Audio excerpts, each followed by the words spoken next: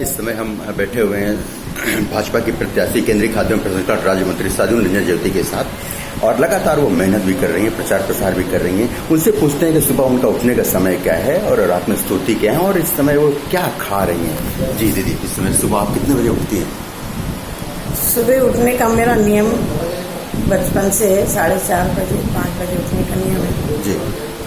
और मैं समझती हूँ कि वो मेरा जो सुबह का उठने का ब्रह्म मुहूर्त का नियम है वही मेरे को ऊर्जा देता है। जी जी। क्योंकि हमने ऋषियों से सुना था कि सूर्योदय के बाद यदि कोई सोता है तो वो रोगों को निमंत्रण देता है। जी।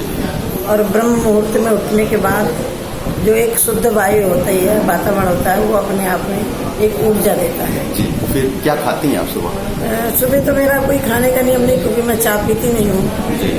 और जैसे मान लो मुझे 6 बजे 7 बजे कहीं निकलना है तो रोटी और नमक साथ में रखवा लेती हूँ। रोटी और नमक। और मैं आपको साध्वी निरंजन ज्योति एक मंत्री होने के बावजूद भी आज रोटी और नमक खाती हैं। क्यों ये खाती हैं और इतनी ऊर्जा फिर इनके अंदर और दिन भर क्या करती हैं, इस बारे में चर्चा करते हैं। बड़ा ही रोचक माहौल, नमक और रोटी खा रही है साध्वी जी। जी। क्योंकि एक वही साधन है कि नमक खराब नहीं होगा, रोटी भी 24 घंटे खराब नहीं होती जी। और अन्न एक देवता होता है जो कभी खराब नहीं होता है। जी। मेरी एक दिनचर्या हमेशा रही है जी। और कई बार जब साथ में नहीं ले गए, किसी के घर में घुसे वहीं मांगे। अभी मैं एक मोहल्ले में थी जो पछैया लोग रहते हैं। जी जी। अब वो चिप्स तल रही थी तो मैंने उसका चिप्स उठाया, खा लिया। आधी रोटी उठाई, वो खा लिया। तो मेरा नियम नहीं है, क्योंकि हम लोग भिक्षा मांग के खाते रहे हैं। कहते हैं रूखा सूखा खा के ठंडा पानी पे देख चौपड़ी, किसी के मत ललचाओ जीव।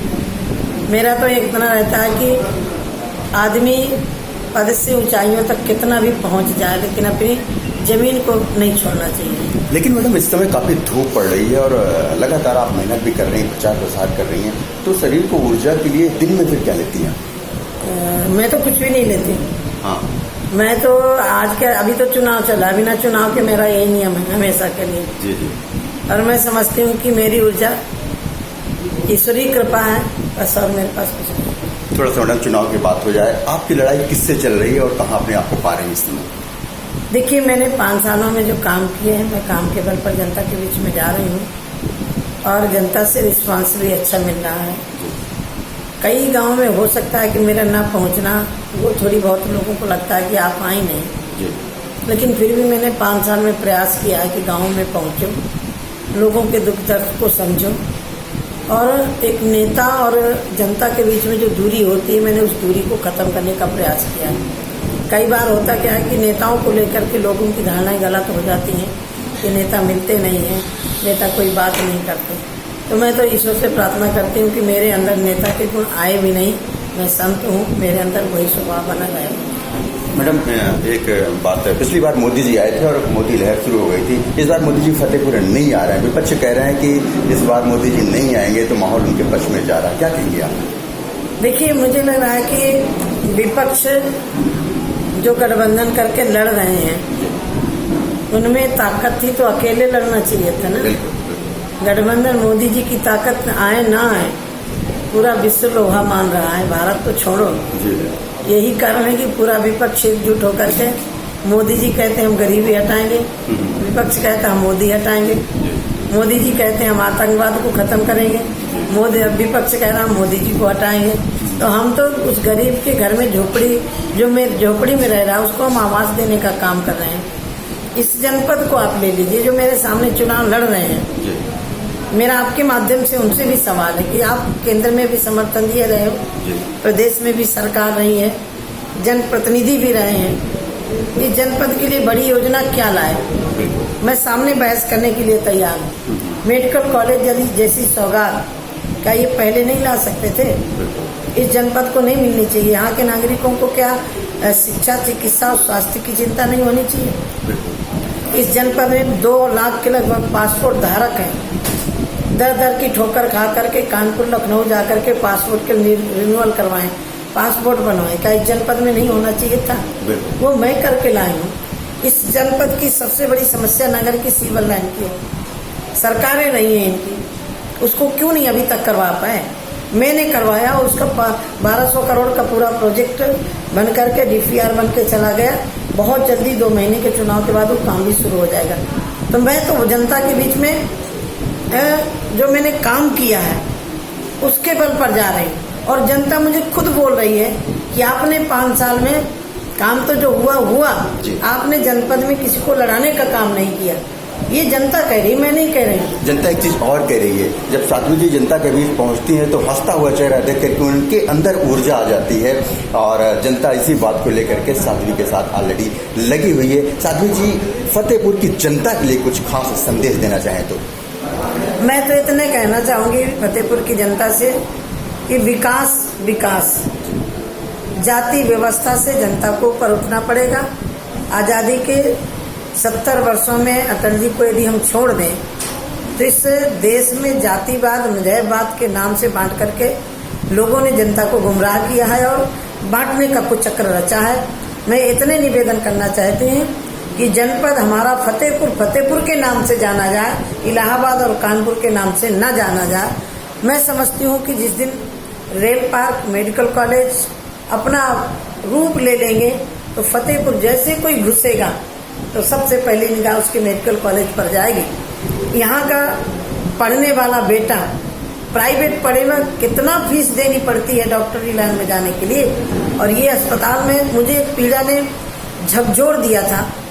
शायद आपको याद होगा कि ट्रांसफार्मर फूकने के कारण 4-5 बच्चे उसमें 2-3 तो ठौर में खत्म हो गए। उस पीड़ा ने मुझे झकझोरा कि काश इस जनपद में मेडिकल कॉलेज होता तो उन बच्चों की जान बचाई जा सकती। बिल्कुल। तो मुझे लग रहा है कि हम लोग बहस करें मुद्दों पर कि हमने जिले के लिए विकास क्या किया है।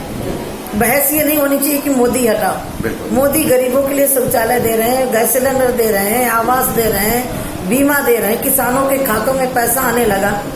वो बीच के बिचौलियों का रास्ता का मैं गाँव में पूछती हूँ कि आपके खाते में पैसा आया, किसी ने मांगा तो नहीं, क्योंकि वो बीच के बिचौलिया का रास्ता खत्म हो गया। लेखपाल के हाथ में चेक पहुंचती तो पहले वो रिश्वत लेता, फिर बाद में आधा पौना उसको देता।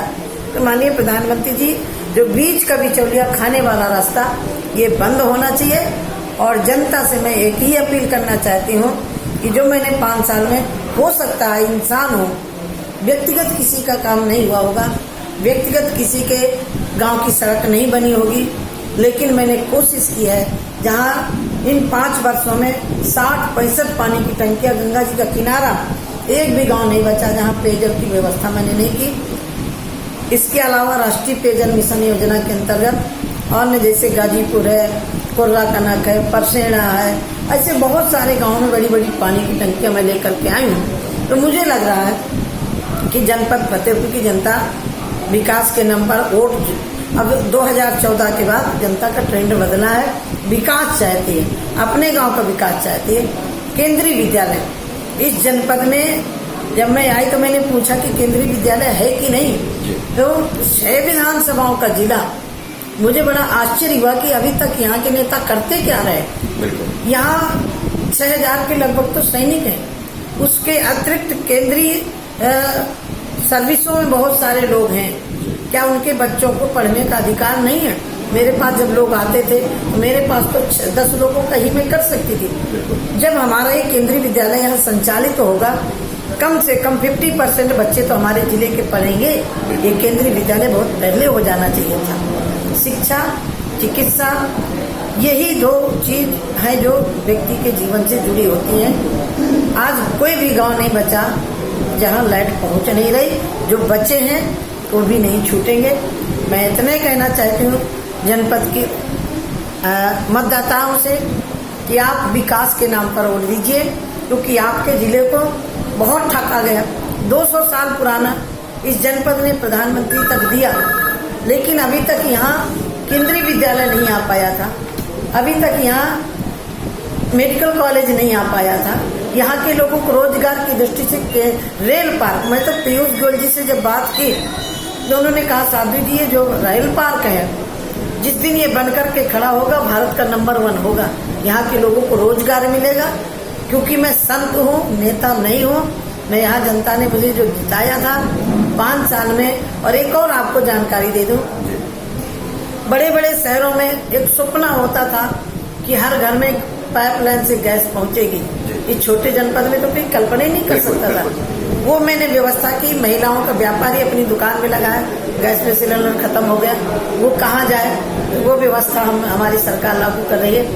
सीएनजी की गाड़ी बहुत सारे लोग चलाना चाहते थे, लेकिन सीएनजी के पंप न होने के कारण कोई खरीदता नहीं था।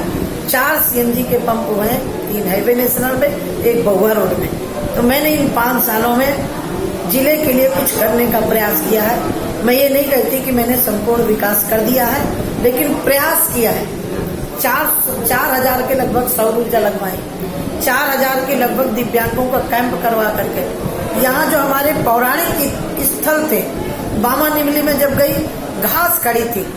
आज कोई जा करके जाएगा तो वहाँ बैठेगा, आराम से देखेगा कि हाँ, यहाँ कोई 52 लोग शहीद हुए थे और सुंदरीकरण हुआ है। गंगा जी के किनारे जितने घाट थे सब जीर्ण शीर्ण पड़े हुए थे।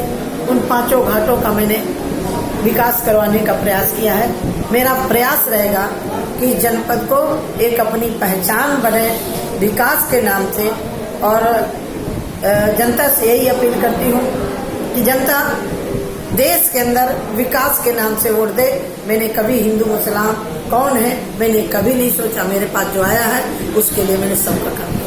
विकास के नाम पर वोट मांग रही है साधु निरंजन ज्योति, और फतेहपुर को फतेहपुर के नाम से जाना जाए, इस बात को लेकर के जनता के बीच में जा रही है। देखने वाली बात यह होगी कि 6 मई को जनता किस ओर करवट लेती है। हालांकि फिलहाल जिस प्रकार से विकास को आगे बढ़ाने का काम कर रहे हैं साधु जी, और इसी को मुद्दा बना करके नमक रोटी खा करके वोट मांग रही है। मैं विवेक श्रीवास्तव, फतेहपुर से आखिरी आंसू के लिए।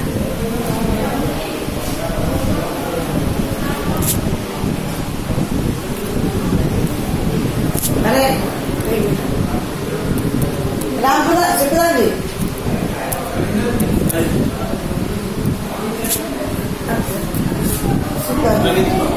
शुक्ला जी, हाँ, मेरा नमक रोटी है, मुझे निकालना चाहिए। से कह दो नमक तो मैं ले जाती हूँ और रोटी निकाल